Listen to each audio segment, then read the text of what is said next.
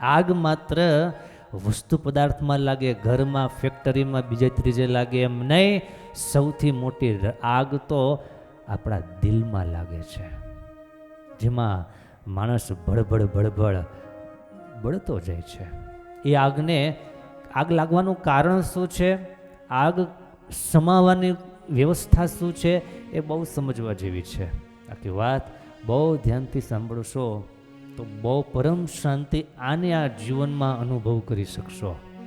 બ્રહ્માનંદ સ્વામીએ જે વાત કરી, તીને તાપકી ઝાલ જૈરો પ્રાણી કોઈ આવે, તાકો શીતલ કરત તુરત દિલ દાહ મિટાવે, કહી કહી સુંદર બેન રૈન અજ્ઞાન નિકાસે, પ્રગટ હોત પહેચાન જ્ઞાન ઉર ભાનુ પ્રકાશ, વૈરાગ્ય ત્યાગ રાજત વિમલ, ભવ દુઃખ કાટત જંત કો, કહે બ્રહ્મ મુનિ યા જગત મેં સંગ અનુપમ સંત કો.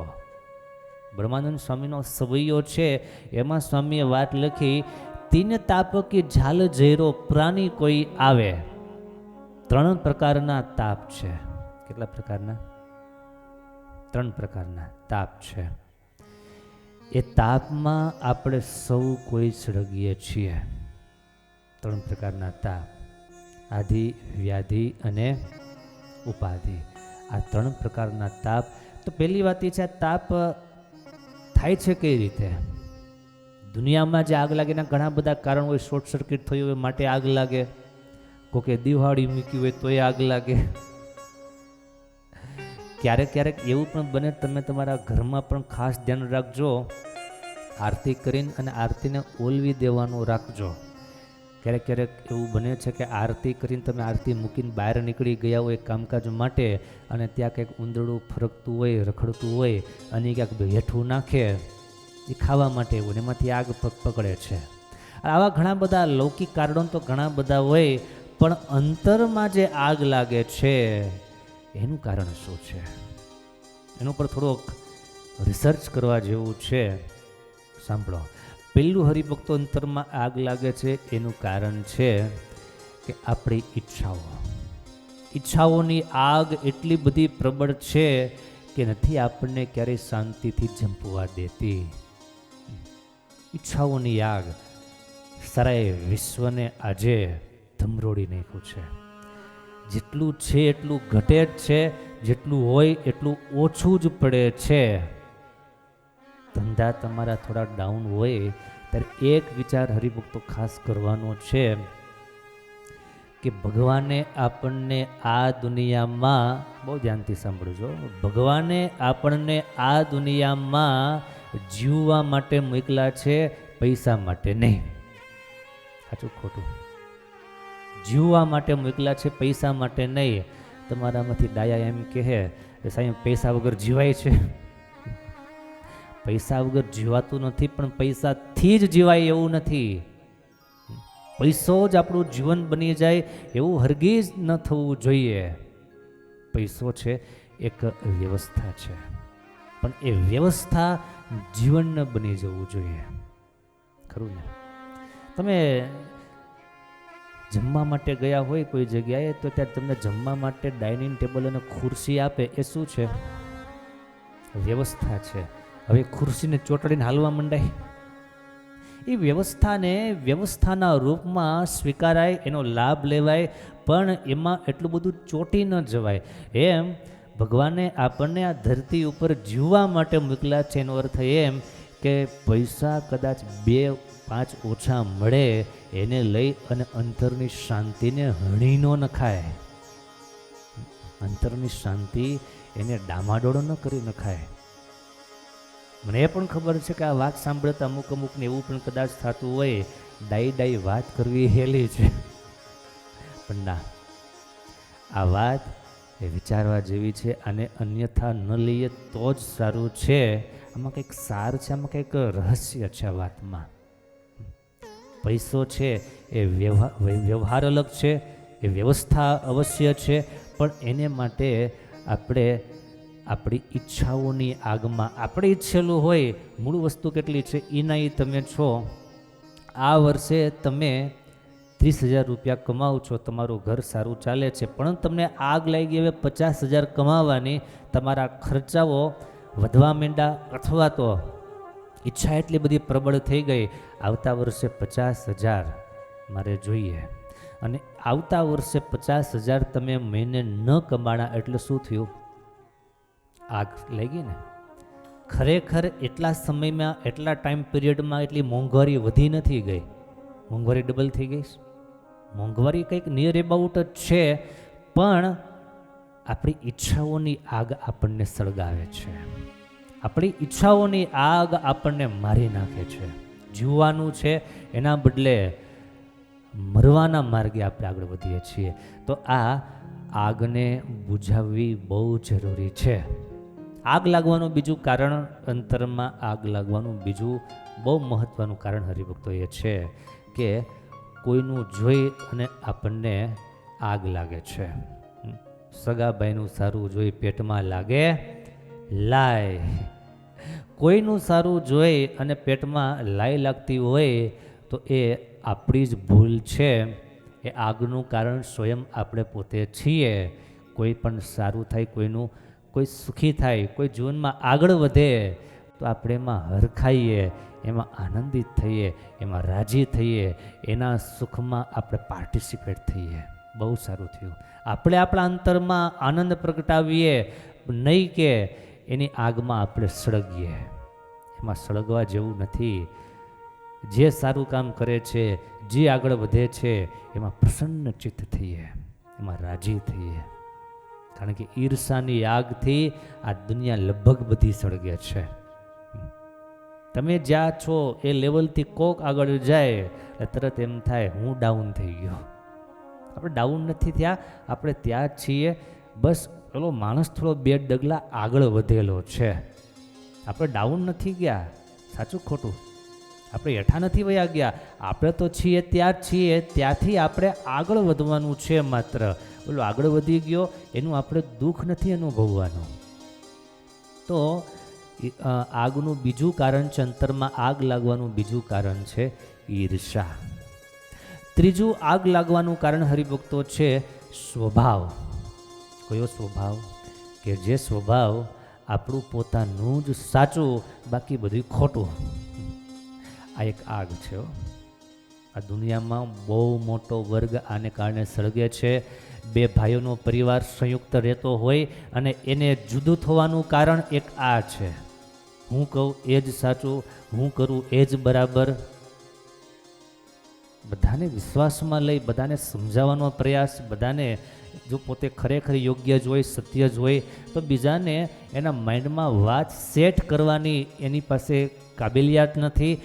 માટે એ આગને કારણે આખો પરિવાર સળગે છે અને બધાય પછી છીન ભીન થઈ જાય છે. તો આગ લાગવાનું ત્રીજું કારણ બન્યું હું કહું, હું કહું એ જ સાચું, હું કરું એ જ યોગ્ય. આવી મતિ, આવી બુદ્ધિ અથવા તો આવી વિચારધારા તમારી જો હોય તો તમને આગથી કોઈ બચાવી શકે નહીં. આવા તો ઘણા બધા કારણો છે, પણ આ 3 કારણો મેઇન છે. પહેલું ઈચ્છાઓની આગ, બીજું ઈર્ષાઓની આગ, અને ત્રીજું અહમની આગ. આ 3 આગને જો સમજી શકીએ, આ 3 આગથી મુક્ત થવું હોય તો એના માટેનું સાધન કયું છે? તો બહુ સમજવા જેવું. અહીંયા બ્રહ્માનંદ સ્વામી એક જ પંક્તિમાં કીધું, કહે બ્રહ્મમુનિ યા જગ તમે સંગ અનુપમ સંત કો. સત્સંગથી, સારી સમજણથી, સારા વિચારોથી આ 3 પ્રકારના તાપ આપણા સમી જાય છે, શાંત થાય છે, નાશ પામે છે. તાપને શાંત કરવા માટે હરિભક્તો સત્સંગ છે, પોઝિટિવ એનર્જી છે, પોઝિટિવ થિંકિંગ છે અને પોઝિટિવ એટીટ્યુડ છે. આ 3 પોઝિટિવ જ્યારે થાય ત્યારે બધી જ આગ શાંત થઈ જાય છે. બધી આગ શાંત થઈ જાય છે. રામાયણના કાળમાં તમે જુઓ તો એ જ પ્રસંગો છે. વાલી અને એનો ભાઈ સુગ્રીવ, આ બંનેની કથા આપણે જોઈએ છીએ.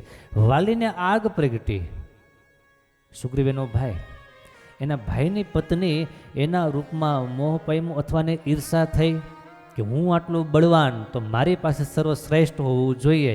એ આગમાં વાલી સળગો અને પરિણામે એણે પોતાના જ ભાઈની પત્નીનું હરણ કર્યું. આગ લઈ ગઈ. તો આવી બધી આગોને શાંત કરવા માટે ભલા ભક્તજનો સત્સંગ કરીએ, આવી વાતો સાંભળીએ. બસ એકવાર સાંભળવાથી કામ નહીં પતે, આવી વાતોને વારે વારે સાંભળવી પડશે. સાંભળવાથી કામ નહીં પતે, એને ધીમે ધીમે ધીમે યાદ રાખતી જવી પડશે. યાદ રાખવાથી પણ પૂરું કામ નહીં થાય. યાદ રાખતા રાખતાને જીવનમાં ઇમ્પ્લિમેન્ટ કરતું જવું પડશે. એને હૃદય જીવનમાં સ્થાન આપતું જવું પડશે. જેવી રીતે આપણે આગને સ્થાન આપ્યું, જેવી રીતે ઈર્ષાને સ્થાન આપ્યું, જેવી રીતે અહમને સ્થાન આપ્યું છે, જેવી રીતે અદેખાઈને સ્થાન આપ્યું છે, ઈચ્છાઓને સ્થાન આપ્યું છે, એવી રીતે એનું સ્થાન જૂટવી લઈ અને આને સ્થાન આપવું પડશે. આ જે વાતો છે, આ જે વિચાર છે, આ જે થિંકિંગ પોઈન્ટ છે, એને સ્થાન આપવું પડશે. ત્યારે આપણે આ તમામ આગથી બચી શકશું. ત્યારે આગોથી બચી શકાશે. બાકી આ આગ જેમ આખા જગતને ભરખી જાય છે, એમ આપણને પણ આ બધી આગ ભરખી જવાની ખરી. હૃદયમાં ક્યારેય શાંતિ થશે નહીં. આ જીવન ભગવાને જીવવા આપ્યું છે, હળગવા માટે નહીં. બરાબર? આ જીવન ભગવાને આપણને આપ્યું છે, એ જીવવા માટે આપ્યું છે, હળગવા માટે નથી આપ્યું. દાઝવા માટે, બળવા માટે નથી આપ્યું. બહુ પ્રેમથી જીવન જીવતા રહીએ. જ્યોત સે જ્યોત જગાતે ચલો, ભાવ કી ગંગા બહાતે ચલો, ભાવ કી ગંગા બહાતે ચલો. બહુ કવિ પ્રદીપજીના લગભગ શબ્દો છે આ. જ્યોત સે જ્યોત જગાતે ચલો, ભાવ કી ગંગા બહાતે ચલો. જેમણે આનંદથી જીવન જીવવું છે, એક એક સેકન્ડ, એક એક મિનિટ, એક એક કલાક અને એક એક દિવસ જેમણે મોજથી જીવવું છે, એમની માટેની આ થેરેપી છે, એને માટેની આ વ્યવસ્થા છે. ભાવ કી ગંગા, ભાવ સે જીવો, નફરત સે નહીં. જેટલી નફરત તમને વધતી જાય એટલા તમે સળગતા જાઓ. એક વ્યક્તિ પ્રત્યે તમને નફરત થઈ એટલે તમારે એક એડ્રેસ બની ગયું નફરતનું. બે વ્યક્તિ પ્રત્યે નફરત થઈ એટલે બે એડ્રેસ, 3 પ્રત્યે એટલે 3, 4 પ્રત્યે એટલે 4. એ જેટલા એડ્રેસો વધતા જાય એટલી તમને વધારે ને વધારે તકલીફ જીવનમાં આવતી જાય. માટે વાલા ભક્તજનો, તાપમાંથી બચવું છે. આપણે મૂળ જે કથા હતી, રામચંદ્ર વૈદ્યને ભગવાને આગથી બચાવ્યા, તો આપણને પણ ભગવાન આગથી બચાવે છે. હર પલ હર ક્ષણ. કઈ આગ? આ આગ, અંતરની આગ. એ આગથી બચવા માટે નફરતના એડ્રેસને સાફ કરવા પડશે, ભૂસવા પડશે, અને પ્રેમ અને ભાવના એડ્રેસોને વધારતા જવા પડશે. તમારી સોસાયટીમાં તમને એક જ વ્યક્તિ સાથે બનતું હોય, ભળતું હોય કે ગમતા હોય, તો તમને એ એક વ્યક્તિ મળશે તો તમને આનંદ થશે. તમારી સોસાયટીમાં તમને 2 વ્યક્તિ સાથે ભળતું હશે, એમ ફાવતું હશે, તો તમારા સુખના એડ્રેસ કેટલા થયા? 2. 3 હારે સુખ આવતું હશે તો સુખના એડ્રેસ કેટલા થયા? 3. બધાની સાથે તમારે સારા સંબંધો હોય તો તમારે સુખના એડ્રેસ કેટલા થયા? બધા તમારા માટે સુખના સરનામાઓ બની ગયા. બસ તો સુખના સરનામાઓને વધારતા જઈએ અને નફરતના સરનામાઓને ઘટાડતા જઈએ. તો આ જ રહસ્ય છે, આ જ રાજ છે સુખી જીવન જીવવાનું. તો ત્યાં સુધી વાત કરું, આવી વાત ગમે તો એ સારી વાત છે, નકર ઘણાને વાત જ ન ગમે. વાતમાંથી આગ પેદા થાય. આવી વાત સાંભળવામાંથી પણ જો આગ પેદા થતી હોય, એને માટે તો 2 હાથ જોડવા સિવાય બીજો તો કોઈ ઓપ્શન છે જ નહીં. બીજું ઓપ્શન જ નથી. તો ત્યાં સુધી વાત કરું કે આ વિશ્વ છે, એમાં ધર્મ જગત છે અને ધર્મ જગત છે. ધર્મ જગતમાં અલગ અલગ વિચારધારાઓ છે, અલગ અલગ મત છે, અલગ અલગ સંપ્રદાયો છે. તમે જે મતમાં છો, તમે જે સંપ્રદાયમાં છો, તમારા માટે બીજા ખોટા છે ને બીજા માટે તમે ખોટા છો. સાચું? એક્ઝામ્પલ તરીકે બે આપણે ત્યાં ઉપાસના છે, સાકાર ઉપાસના અને નિરાકાર ઉપાસના. તો સાકાર ઉપાસના વાળા માટે નિરાકાર ઉપાસના વાળા ખોટા છે, નિરાકાર ઉપાસના માટે સાકાર વાળા ખોટા છે. આ વિભાગ પડી ગયા ને, તરત જ ભેદ પડી ગયા. પણ એ ભેદ આપણા દુઃખનું કારણ ન બનવું જોઈએ. આ ઘણા અલગ અલગ મંતવ્ય, અલગ અલગ માન્યતા, અલગ અલગ સમજણ, અલગ અલગ ઉપાસનાઓ બધું હોય, પણ એ આપણા દુઃખનું કારણ બનવું જોઈએ નહીં. મતાંતરો, મતભેદ આ વિશ્વ જ્યારથી સર્જાણું ત્યારથી શરૂ થઈ ગયા છે. હિરણ્યકશ્યપ કયા યુગમાં હતો? સતયુગમાં. હિરણ્યકશ્યપ સતયુગની એ સ્ટોરી છે, પાત્ર છે, એ પ્રસંગો છે શાસ્ત્રોમાં લખાયેલા. તો એ સતયુગથી જ એ બધું ચાલતું આવ્યું છે. એની વચ્ચે આપણે અત્યારે કળિયુગમાં છીએ, તો ત્યારે તો વધારે ભયંકર સ્થિતિ હોય. પણ અંતરમાં આગ લાગવા દેવી કે ન લાગવા દેવી એ બિલકુલ ઠાકોરજીએ આપણા હાથમાં સ્વતંત્ર હવાલો આપેલો છે. હવે એનો ઉપયોગ કેવી રીતના કરવો, કેટલો કરવો, કરવો કે ન કરવો, આગમાં સળગવું કે બાગમાં મહેકવું, એ આપણા ઉપર નિર્ભર છે. બસ આ વાતને વિચારવાનો પ્રયાસ કરજો. સારી લાગે તો જીવનમાં એપ્લાય કરવાનો પ્રયાસ કરજો.